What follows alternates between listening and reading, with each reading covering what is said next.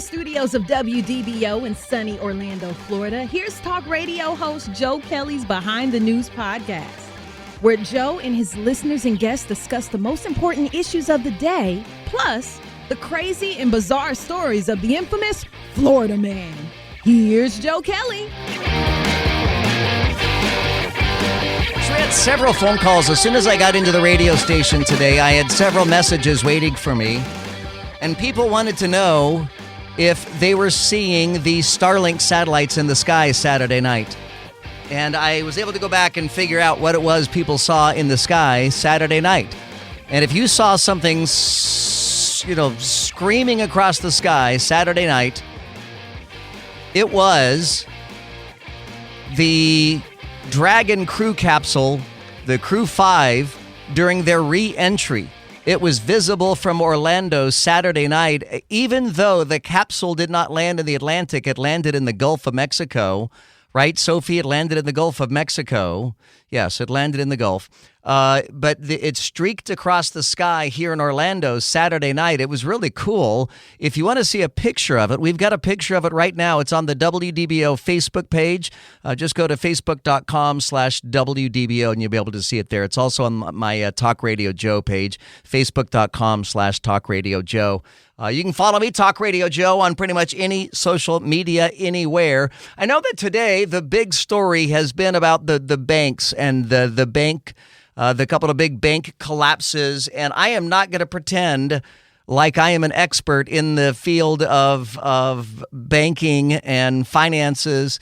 So I'm not going to take too deep of a dive into that. But Congressman Jeff Jackson from North Carolina got on TikTok at 2 o'clock in the morning and calmly, rationally explained what was going on in the U.S. Congress because of this bank collapse. And I thought you guys would want to hear this.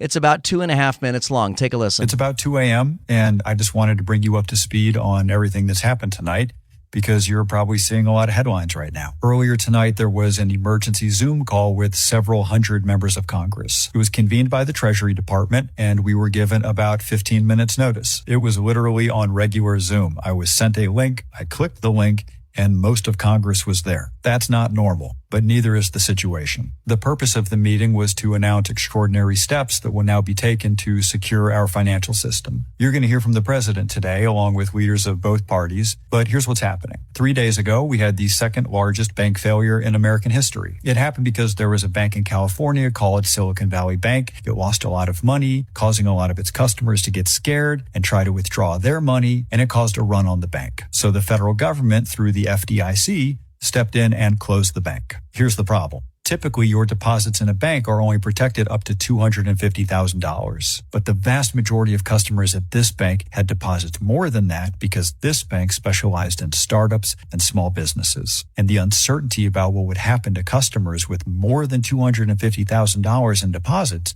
started to spread to other banks. A New York bank failed last night. Others have started flashing red. Basically, people with money at smaller banks were getting scared and transferring their money into bigger banks, and we were in the early stages of a domino effect. Which brings us back to the emergency Zoom call. All the depositors at the Silicon Valley Bank will be made whole. Same with the bank in New York. We're going to pay for that with the fund that banks already pay into, not with taxpayer money. And the people being protected are just the depositors. These are mainly businesses that otherwise would have to close and lay off thousands of people because they chose the wrong bank. We're not protecting the management or the people who own stock in the bank. Right now, every step being taken has one purpose: to make sure this domino effect ends now. We caught it early enough so that taxpayers won't have to pay. We can pass the bill on to the banks. As long as this panic stops here. There's going to be a huge political debate now about bank regulation and how much risk we're willing to let them take going forward. Good. Clearly, we have to make some changes. But today is about not sinking the boat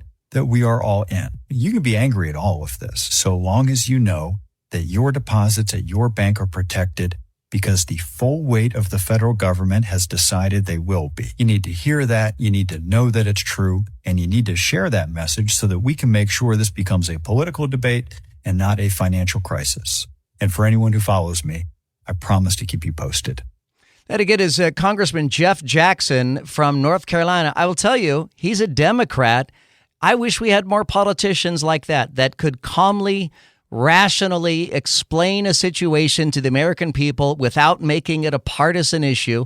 He says, we're going to have to make this a political issue at a later time, but he just wanted to get the information out. I mean, this guy's making a video at 2 o'clock in the morning to help inform his constituents. We need more lawmakers like him. And I don't mean more Democrats. I mean more lawmakers who really want to communicate to their constituents in a calm and rational way. So kudos to Congressman Jeff Jackson, a man I've never heard of in my life before. And I may be the odd man out here, but last night I watched the Academy Awards for the first time in 5 or 10 years. I cannot remember the last time I watched the Academy Awards. And I am not a Jimmy Kimmel fan. I used to be back in the day when Jimmy Kimmel was funny. Jimmy Kimmel is no longer funny. He is a political partisan analyst, and that's all he does. And they're not even funny, his jokes on his late night TV show. But I thought all things told, last night's Academy Awards program was pretty good. I think Jimmy Kimmel was funny. I especially enjoyed Jimmy Kimmel making fun of the Will Smith slap from the year before. It was so exciting to see Short Round winning an Academy Award. He was a child actor back in the Indiana Jones movie, and now he's back. And the same for Brandon Fraser. To see Brandon Fraser win an Academy Award was just incredibly awesome. I loved that. I've not seen the movie The Whale, and I don't even know where it would be showing these days. And Everything, Everybody, All at Once, or whatever that movie is. I've not seen that, but it was so exciting to see so many of those, the diversity of winners last night. It was just really, really awesome. I might be and then Lady Gaga's performance. Holy smokes, that woman is so talented. Same with Rihanna. Their musical performances last night were absolutely amazing. 6:16 now. You can weigh in with your thoughts at 844-580-WDBO or use the open mic in the WDBO app. Now, coming up, I don't know, in the next few weeks or so, the Tron ride is going to be opening up out at Magic Kingdom. And Laurel Lee, you had a sneak preview. You got to go ride it last week. I did. As an annual pass holder, I got in early. And man, it's cool. So the major complaints so far about this ride have been that it's an uncomfortable position, which it is. It's like if anybody's ever ridden a sports style motorcycle where you have to get down real low and stretch your body and bend your knees. Right. That's what you have to do. Not all of us have the ability to get our body in that position. Right. And so imagine if you don't know Tron the movie, they're basically motorcycles. They're light cycles. Right. But they're shaped like motorcycles, but you really have to lean into it. Right. So and you get kind of clamped into it. You do. So when you get down, you have to scooch down and you have to put your legs far behind you and you have to put your foot flat against the back of the bike, and then you have to reach for the handlebars in front of you and you pull them toward you, and when you do, a mechanism clamps against your back to keep you still inside the quote-unquote bike, right? Right. And so some people don't like that. I didn't have a problem. My husband was like, it's squishing my ribs. I don't like it. And some other people said they had a hard time getting their feet in the right position and it hurt their calves. So if you are a bigger person or you're a person that can't bend real easily, they have a cart in the very back that you can just sit and enjoy the ride. So you don't have to get on the motorcycle. You can sit in the very, very back and just sit and enjoy it. So clearly it is not designed for obese people or people with ADA issues. I mean, if you've got a disability of some sort, you may not be able to ride the Tron ride. Well, you can ride in the back. In the back. But you can't ride on the rest of the train. On the light cycle thing. Some people are saying that because they copied this ride from Disneyland. In Japan? Tokyo. Yeah, I don't know, Shanghai. Yeah, I don't know. Somewhere. It's made for their smaller, type of bodies. Smaller people. Right. They tend to be smaller people. Yeah. And so it's easy. That'd be an easy ride for them. But for us Americans who tend to be bigger, it's a little more difficult. We're taller and heavier. We are Yeah. typically. Yeah. So it might be a little more difficult. That said, The queue is super duper cool. You do have to put your stuff in a locker before you go in. So no hats, no sunglasses. Do you have to pay for the locker? You do not. Nope. Nice. You can just beep your magic band against it and it'll open up. Nice. And then if anybody's been on Velocicoaster, apparently this is very similar to Velocicoaster and Universal. And at the end of the ride, you're on the other side of the locker and it has flipped and you can just get your stuff out at the end of the ride. Speaking of which, did you know that there's a movie called Velocipaster? No. Look it up. It's a real movie. It's it's a pastor, and there's a velociraptor, and it's called Velocipaster. Anyhow, please continue. That sounds fascinating. Yeah. The ride is short. It is. I know. That was the bigger number one complaint is it's short. It's short. It's like a minute and a half of ride time. But it's super fun in my opinion. I like it. Is it indoors? Is it indoor-outdoor? Is it outdoor?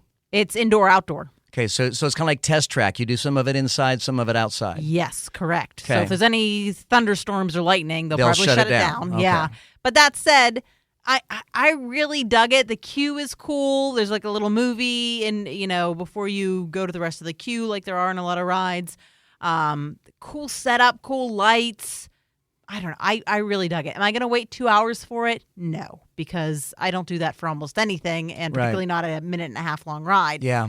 But when it starts getting down there, it's like 45 minutes. I'll go on it a bunch of times because I really, really liked it. And then we have our two Diaz's, Nicole and Sophie, who are going to go ride it tomorrow and Wednesday, I believe. And they're going to be able to give us their impression as well. But they're also very dainty. They're very petite. They'll have no issues. They're tiny. They're like 50 pounds they're each. They're tiny little girls. I'd like to argue that point, but I can't. 5 foot tall, 50 pounds each. Yes. I'm sorry. How tall are you, Sophie? How tall? What is your height exactly? So Amy and I are both 5'1". 5'1". I was close. Okay. All right. You were. Yeah. I'm not going to ask your weight, but I'm certain it's like 88 well, we found out we're the something. same height today. Funny enough. Yeah. And even Joe, I mean, you're a tall guy, not necessarily a weight big guy, but you might have trouble just because to get your long legs in that position, it's going to be a puzzle for you a little bit. As you describe it, it almost sounds a little bit like the Avatar Flight of the Banshees. Kind of. I mean, imagine getting on that thing, but you have to push your legs even farther back. Because the thing about the Flight of the Banshees is you got to kind of lean into that. And I don't know if you've ever noticed this, the nuance of this, but you can feel the Banshee breathing between your legs. Everybody loves that. Yeah, because your legs are like, I'm like, why are my legs moving? What is going on here? Then you realize the Banshee that's its breathing. But it sounds cool, and it's great to see a new ride there. The last new ride we had was the Guardians of the Galaxy ride, right? Right, and we were musing that we wished that because you are the blue team, and the original Tron there's different colored teams, right? There's green team and there's yellow team, and we wished it was kind of like the old school Dueling Dragons back in Universal where there was two tracks and you would like quote unquote race each other. It doesn't do that. So we were teasing. We're like, Disney, you've been building this for 3 years, and we've got one track and a minute and a long half ride, So really, it's not a race then. It's just a roller coaster. Right. They act like you're on Team Blue and that you're going to, meet Team Green and Yellow towards the end, and that's not actually a thing. That you're not racing anybody. You're just you on the bike. Do you happen to know the date off the top of your head, either you or Sophia, as to when it opens to the public? She does because she did a report on it. So when does it open to the public? April 4th. April 4th. Thank you. Yeah. Thank you for noticing, Laurel. I listen to the things you send me. Yeah. So like I said, if you're a local, maybe wait till it's not a 2-hour long ride, but put it on your to-do list because it's very fun. And to be clear, this is at Magic Kingdom in Tomorrowland over near Space Mountain. Right. Right, yeah, right beside Space Mountain. Because at first we thought they were going to get rid of the little car racing, the little, what is that called? The little go-karts, yeah. The go-karts there. But they didn't get rid of that, and so it's kind of squozing in between those two things, right? Yes, it is. Yep, and there's a big, long queue line, so, they've got plenty of room back there to fit all the people that want to go ride it in. Well, good. I'm sure it'll be huge for Disney. I'm sure they're going to be really happy with that, and we'll get more reports this week from Diaz 1 and Diaz 2 as they ride this week. Coming up in a few minutes here, we're going to talk about the best cheeseburger in Orlando. We're going to talk about it's totally justifiable that you're tired right now because of the time change. And we're going to hear former President Trump blasting Ron DeSantis so much so that Trump compliments Charlie Crist's job as governor as a means of denigrating Ron DeSantis' term as governor. You're going to want to hear this audio from Trump. It is coming up next. Stay with us. Full disclosure, I voted for Donald Trump twice. He wasn't my original guy in the first primary. Marco Rubio was my original guy. And then Donald Trump won the primary, and I voted for him. And I voted for him for re-election because I certainly didn't want Joe Biden in the White House. He clearly demonstrated a lack of cognitive ability. Forget about his politics, which it's hard to forget about his politics, but just put that aside for a second. His cognitive ability was abundantly clear. And I voted for Donald Trump again. And if Donald Trump becomes the Republican Party nominee again for 2024, I can't predict exactly what I'll do until I do it, but I would imagine I'll vote for Donald Trump again. But I would rather Donald Trump not be the party nominee the next time. And this really gripes me. And part of what just really bothers me about Donald Trump is his scorched earth philosophy. He just burns everybody around him, and he's doing it to Ron DeSantis. Now I'm going to play you a 45-second audio cut part of which Donald Trump released on Truth Social. And in this cut, he calls Ron DeSantis Ron DeSanctus, which I guess is a shorter version of the other nickname he gave him, which is Ron DeSanctimonious. So he calls him Ron DeSanctus. But in order for Donald Trump to denigrate and slam Ron DeSantis, he goes so far as to compliment Charlie Crist. Take a listen. For those of you that didn't notice, Florida was doing great long before Ron DeSantis got there. People are fleeing from New York to Florida and other places because of high taxes and out-of-control crime. It's really bad. Not because of the governor. Thank you, Mr. President, for doing that. But it's not because of the governor. Florida was doing fantastically. You had a governor named Rick Scott who did a very good job. Even Charlie Crist, a Democrat, did a good job, and he had very good numbers. Sunshine and ocean are very alluring. It's not too hard to work with those factors. So just remember, Florida was doing really well long before Ron DeSantis got there. Yeah. So what about during the pandemic? I mean, it was Ron DeSantis who let Florida be a free state during the pandemic. I mean, it just gripes me that instead of Donald Trump talking about how great he is, that Donald Trump has to tear everybody else down, and that just rubs me the wrong way. 844-580-WDBO. That's 844-580-9326.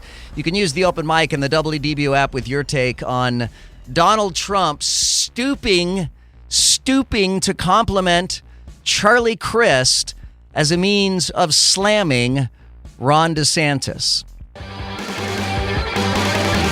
By the way, I famously don't drink coffee. I don't drink coffee. For a while, I would just take caffeine pills, which is no-dose. But then I gave that up, too, because I was always tachycardic. Made my heart race every time I would take caffeine.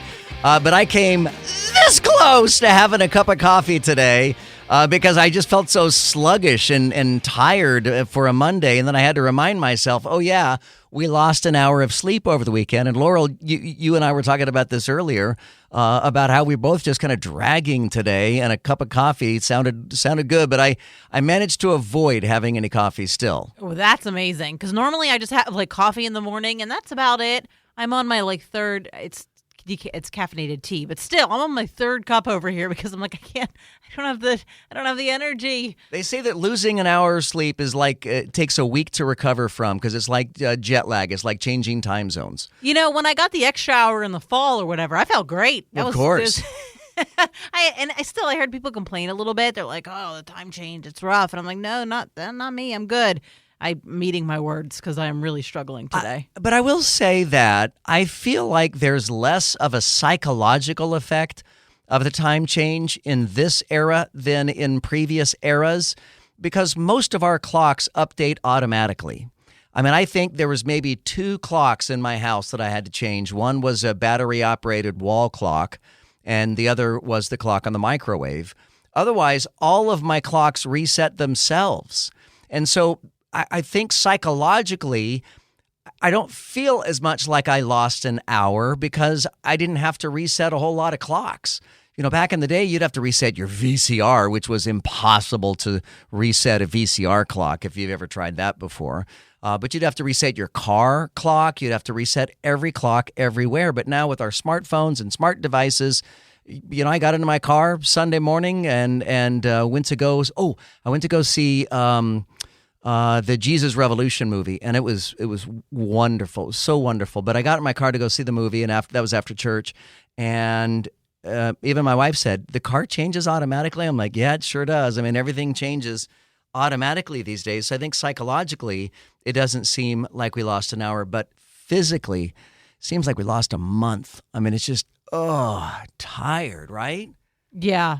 I feel like my psychological is tied in with my physical because everything's dragging. My brain's dragging along with my body. So me too.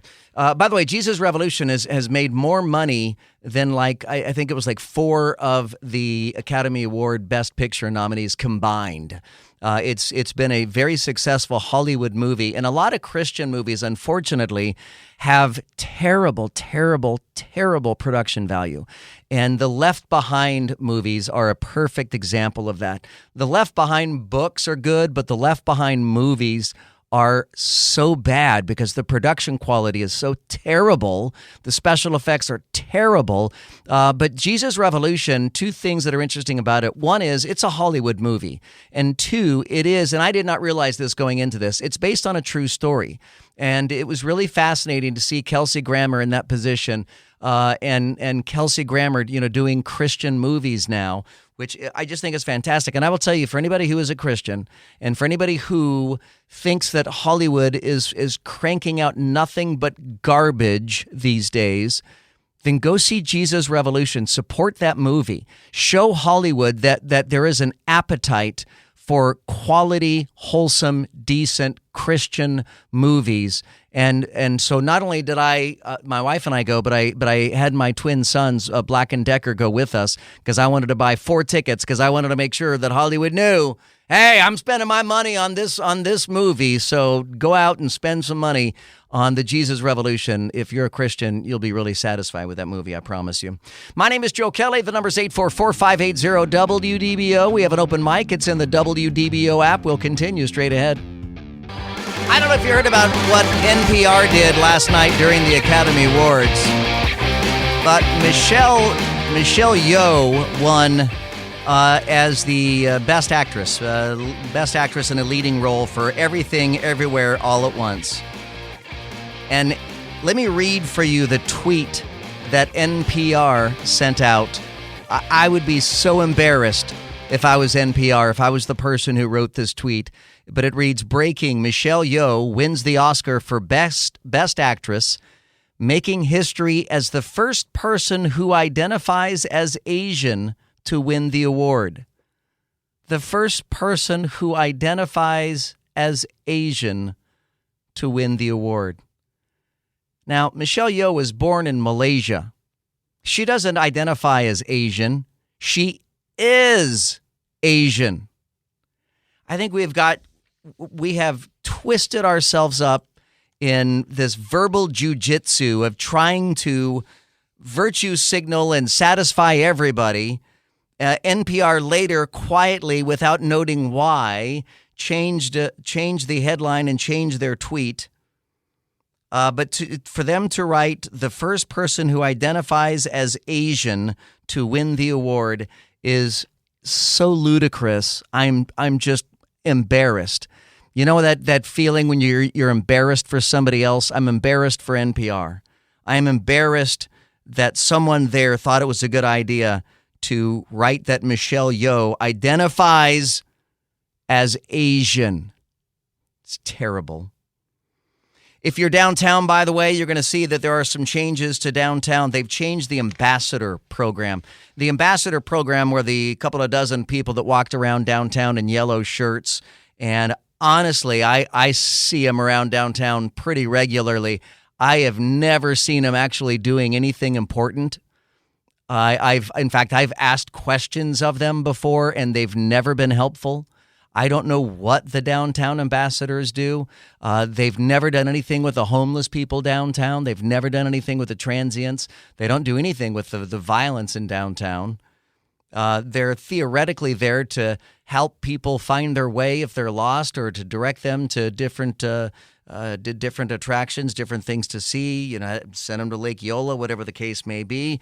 But as of today, the city of Orlando has changed their ambassador program. They got rid of the yellow shirts, and now they've brought in blue shirts. And this is part of a $1.3 million contract with a new provider, Allied Universal Protection Services. That's interesting because Allied Universal Protection Services is just that. They're a security guard company, basically. They offer protection services, whereas the yellow shirts, those ambassadors, they didn't provide any kind of protection. Under this new contract, there's 22 ambassadors that are going to be patrolling the streets as part of the city's solution to the growing homeless problem. Now, I don't know if you've been to Exploria Stadium lately, but on Central Boulevard that runs just on the north side of Exploria Stadium, the homeless tent camp there is growing by the day. And the city has been trying to do something about that, including awarding a $600,000 grant to take some of the homeless people and put them up in local apartments, ostensibly in downtown Orlando. But these new ambassadors, these 22 new ambassadors for $1.3 million, have had enhanced training when it comes to homeless outreach, we're told. That the ambassadors serve as an alternative to contacting police when problems come up with the city's homeless. The ambassadors are trained to conduct surveys, assessing risk, and they can get help to those experiencing homelessness into the pipeline for care. That's good, and I hope that all works out that way because the homeless problem in downtown is bad, and it is only getting worse. My name is Joe Kelly.